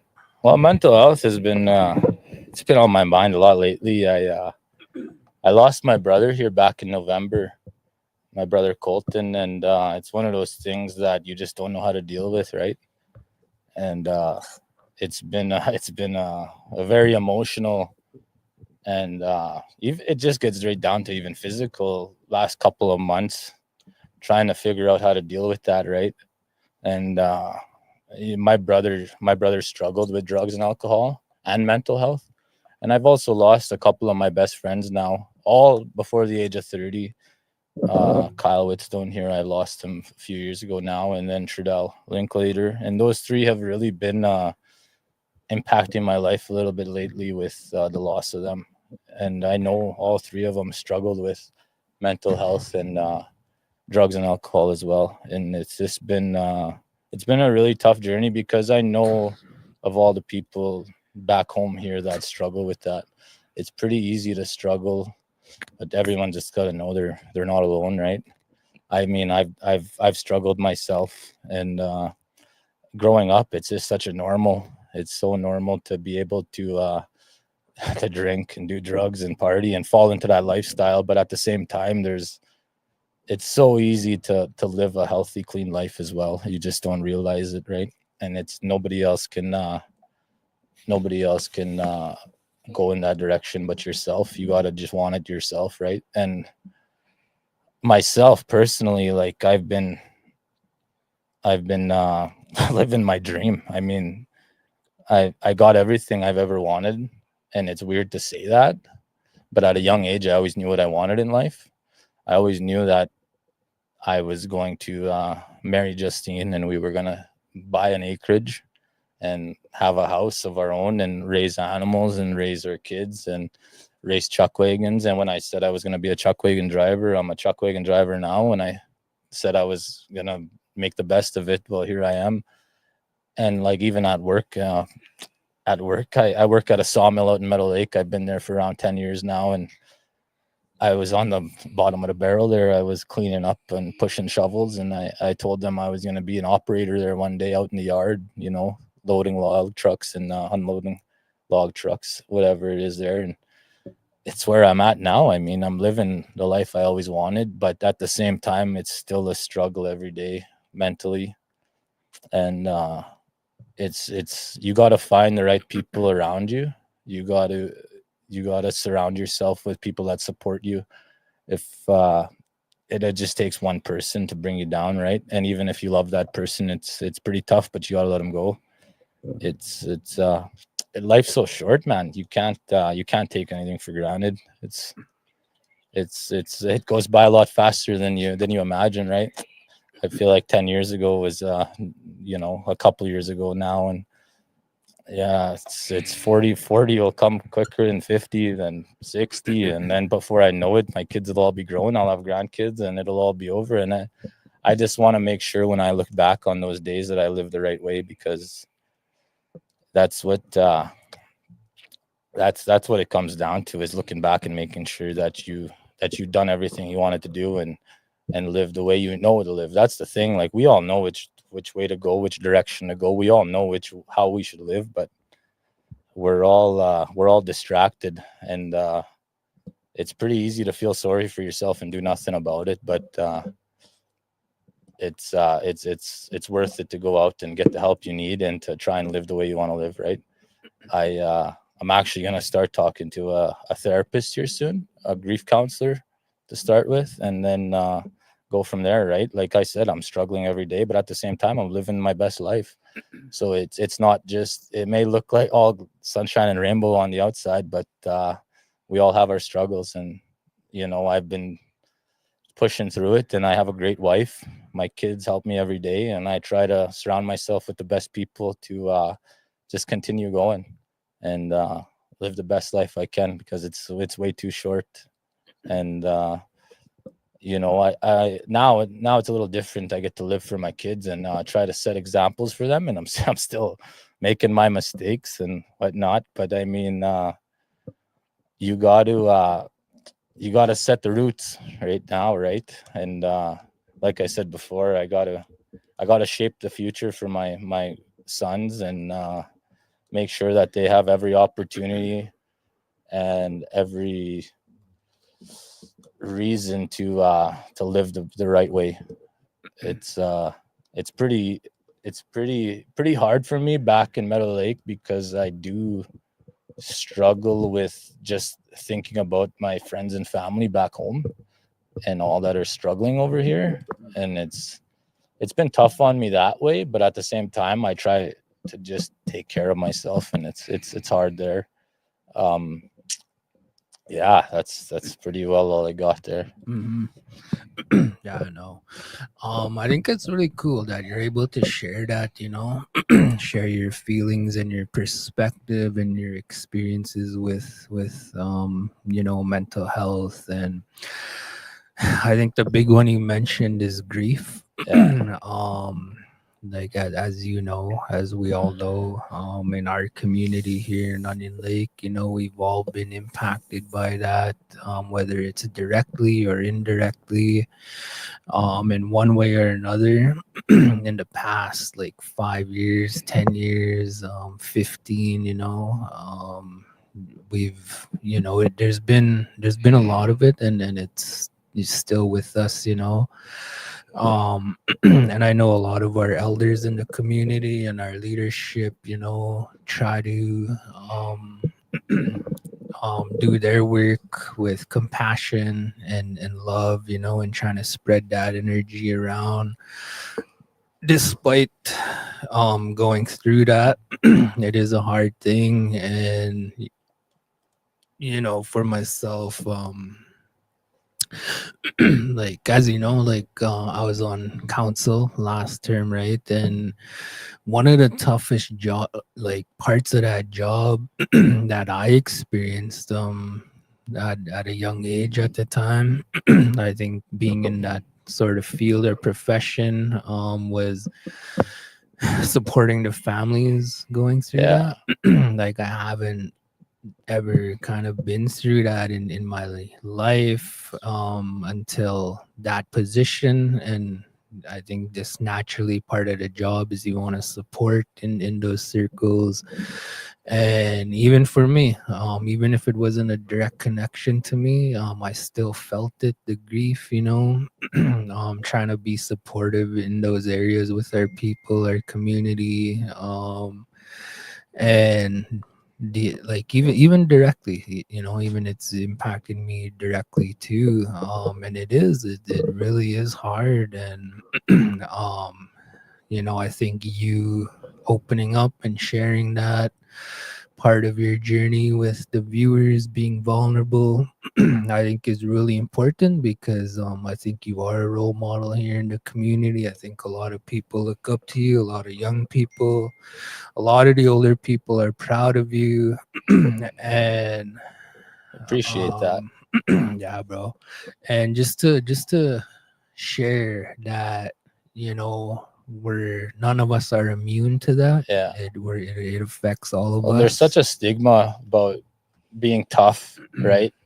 We all push back our feelings, and we all kind of try to hide them. I don't know why we do that, but even when we have pain, we're masking it, right? We're masking it with that drugs and alcohol. And it's been such a tough time here losing my brother. He was my best friend. He was my go-to. And it's just trying to learn and understand that everyone's going through it the same, but it's how you handle it yourself, right? It's pretty easy to go down the wrong road and like I said, mask the pain, because that's what all of us are basically doing, right? You're masking the pain and just forgetting about it until you're sobered up or you're back to reality, and then it's right there again. You're never going to get away from it. So just stand up and face it and talk about your feelings and talk about your struggles, because that's what it comes down to, is opening up.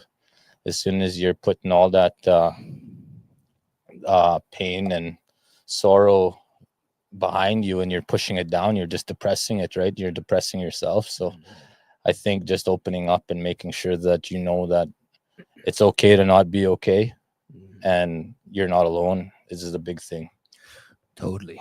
And I like the one thing you said, like you yourself, you're taking the step to go into therapy, to see a therapist for that, and again, like as a role model and kind of being vulnerable. I think those are the type of messages we want to get out there for the people, the younger people, especially the young men, like our generation.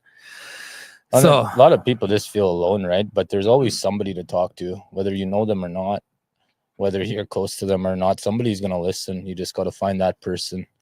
And if you're not comfortable finding that person, then there is grief counselors and whatnot, right? So there's always options available. Yeah. Okay. So I think we're done. Before we go, just for the viewers out there, Colby did get acknowledged. There's a sign by the TP monument when you're coming up by the river. That was that was kind of a I wouldn't say a dream come true, but it's always something that I've always dreamt about for sure. I mean, the picture itself means so much to me. That picture was actually a week after we were supposed to quit. So the story I told you about being left here in Onion Lake with nothing and either quitting or keeping it going. Yeah. That was literally a few days after that happened. So that's basically been the start of my journey with me and my wife and my kids. Like that was the turning point, right? That was where we decided that let's take a run at this and see what we can do with it. Yeah. And also, just for the viewers out there, me and Colby were chatting and we're, brainstorming some ideas. There's a few other staff from the community here. And like Colby mentioned earlier, like he does plan on coming back to Onion Lake in the early spring to start training his horses and himself and getting ready for the season. And we are hoping to sit down together and hopefully be able to do some kind of equine program or a horse program for kids wanting to get into riding or even just to learn how to work with the horses or just anything like that. Yeah. Right now we're throwing ideas around, but keep a lookout for that. We're gonna try utilize Colby and his connections and try bring something here in Onion Lake for our kids. I think a lot of people here don't realize that like Onion Lake's got one of the best facilities around. We put on a show like no other. It's and people just don't appreciate that as much, I think, but also don't have that opportunity to get involved, right? And that's what I want to do is I want to come back home and either train here for a week or two and get the youth involved, get the schools involved, and even the elders. I mean, everybody can get involved in one way or another, and we'll make sure to try and get everybody on board there. Yep. I think one of the ideas being thrown around too is an outriding school, even like bringing the miniatures and targeting the younger kids. Yeah. Maybe Stetson could teach the younger ones how to do all that. That's another thing people don't think about is outriding, and even farrier work is a good way to make money, man. And it's something you can love to do. These guys come and they get banged up and they learn to ride and they stick with it, and then they're making good coin in their pockets all summer long doing something they love, right? And then if you're a farrier, there's always farrier work to be done. There's I'm kind of jealous of those guys. I wish I went in that direction, but like I'll make sure Stetson here is doing all that, so he's got that opportunity to make a little bit of coin.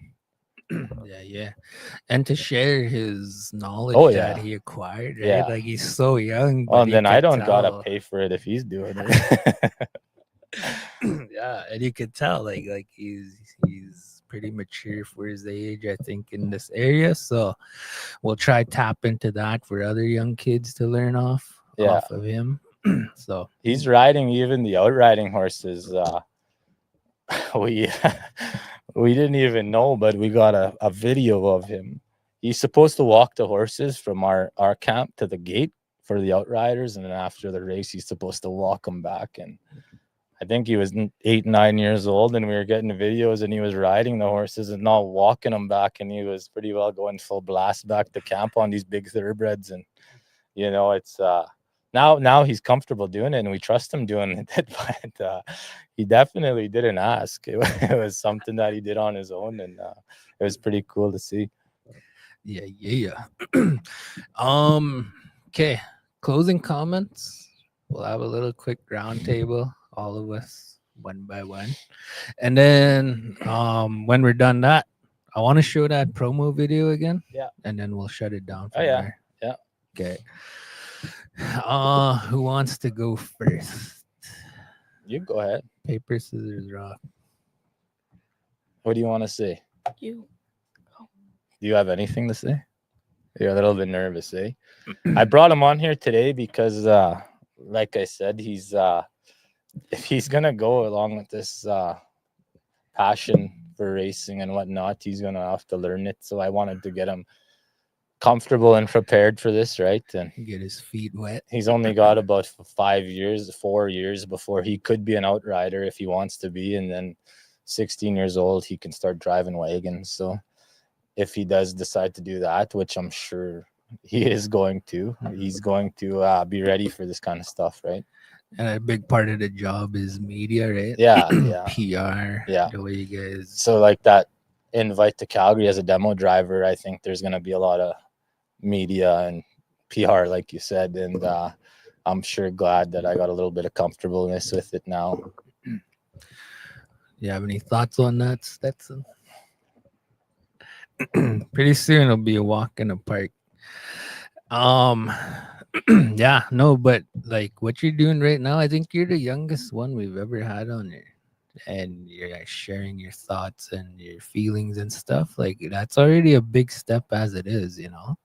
You're so young, and like your dad said, like the more you kind of are involved in these types of circles, the more natural it becomes. And yeah, pretty soon I think you'll be the poster boy for CPCA or outriding or something. Well, everybody knows who he Bull is. riding. He's probably the most known person around the CPCA, good and bad. So. All right, closing comments. We'll go to you, Colbs. Just messages for the youth or just anything, anybody. It's up to you. I just gotta say, dream big, man. You never know, right? And as long as you can believe it, you can achieve it. Because I'll just share a quick story here. I took my wife for our anniversary. We went out to Banff and that a few years ago, and we don't go to Calgary much. Like Calgary's, it was kind of a privilege to go there. You know, growing up, there was a lot of kids in the household, and we understood our situation, right? Like there's no chance we're loading up 10 kids and going to the Calgary Stampede, or let alone just going to the city, right? That was a big thing growing up. So I had the opportunity to see the racetrack for the first time. I don't know if you know, in Calgary, behind the racetrack, there's a hill you can go on, and you can overlook everything, the grandstand, the barns and everything. And me and my wife went on a trip out to Calgary, and we walked up that hill just to see the racetrack because I'd never seen it before. And this was 2-3 years into racing. And when we got to that spot, because she parked 7 kilometers away and made us walk, we had to walk all day. But when we finally got there, it was a moment that it's changed my life and my way of thinking. Because when I seen that racetrack and the barns and whatnot, I went into another space of just imagining myself and picturing myself being there. And there was no words said for, I swear, 10 minutes between me and my wife, and she understood what was going on. And I just stood there and looked and didn't say a word. And by the time, I just turned and looked at her, and I told her, get ready. We're coming. We're coming here. I said, I'd seen myself there. So it was, it's one of those things. You just got to believe it to achieve it, right? As long as you can imagine yourself there, I'm sure there's a way you can get there. Yeah. Deadly.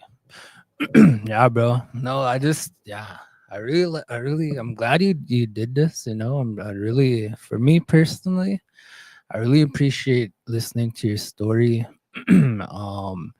Just from listening to you and all the different little unique things, you know, like the birthday thing, and that Calgary thing, like you said, like sometimes things are just meant to be, that you can't explain. Just from me sitting here with you and listening to you, the way I feel is like your life is really blessed, you know. And then I think it's really cool that you're able to share your time and your energy with the listeners. And I think a lot of people don't realize, like, my life wasn't going in the right direction one bit. Growing up, I had a lot of struggles, and especially as a youth, I was living like I was a teenager. I was hanging out with the guys that were 20 years old when I was 14, 15 years old, and a lot of us do that when we grow up too fast. And there was a point in my life where I did see that it could go one way or the other, and I chose to just follow my heart, is what it is, right? Because I dreamt of the life I wanted one day, and I worked every day to get there, and I feel like I'm there. So you gotta dream big, and you gotta just chase your dreams. That's all. Yeah, deadly, bro. Yeah, again, thanks for coming to do this, even you, Stetson. Next time we'll get into it a little more, and then I think you'll be more comfortable and all that. You'll grow that much more. Like, you're in a phase right now in your life where growth is like coming, it's constant, and won't be long till you're a teenager sitting here with us and helping out your dad and getting more involved. So yeah, I think you're you're on a good path, and your dad is really awesome, and I think that. So I think with that, we're gonna end off with this video here. I do have Oiler tickets, you guys, that I need to get rid of. So I'm gonna do a little game right now. Share this video and comment something that Colby said in this video. Make sure you comment. That's the only way you qualify into this draw. I'll make the draw tomorrow morning. It'll be for the game on January 23rd, which is Thursday this week. Oilers play Vancouver Canucks. I'll make the draw tomorrow morning. The deadline will be tonight at midnight. You got to share this video and comment something mental health related or just whatever. And you guys seen the post I posted on Saturday. That post is legit. I'll be doing a draw this afternoon for another set of tickets for the game tomorrow. So yeah, I'm kind of racing against time right now in regards to these tickets, so that's why I'm giving away 2 sets of tickets, and I have another set that I need to get rid of too, but I gotta think of something for that. So yeah, I think with that we'll shut it down. Thanks, Stetson, for coming to visit, for bringing your dad. Thanks, Colby, for coming to hang out. Yeah, you bet. So yeah, we'll play this video and then we'll shut it down from there. Gets me fired up every time I watch it. I wish I could turn this Cobra up. strikes again. Colby Stanley leading by a half a length. My name is Colby Stanley. They call me the Cobra, and I'm a professional chuck wagon driver. Well, it was a nickname given to me by an outrider and a fellow friend, Buddy Gran. I think they called me the Cobra because I slither around the barrels so quick.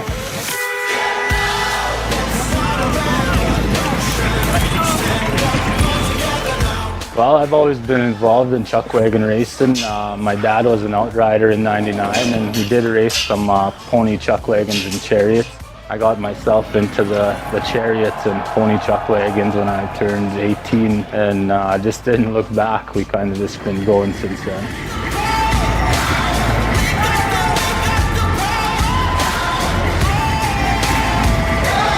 Well, chuck wagon racing is more of a lifestyle than a sport, I'd say. Something that it's just in our blood, and if it's not in your blood, it's definitely something that gets engraved in you. It's gonna be the Cobra with all the venom. He fights tonight. With all the venom. Yeah, that's awesome. Okay, we're gonna shut it down. Closing comments, Colby? No, I'm good. Thanks for inviting me. Stetson, all good, or you got something? No. Good. Okay. All right, guys. We're gonna shut it down, and we'll catch up again soon. You bet. Hi. Thanks, Colby. Thank you. Hi for coming.